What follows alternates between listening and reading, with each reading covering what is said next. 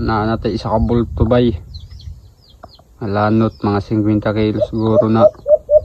Tapos na apa. Di apa bay mga isa ka bulto gyapon ni bay.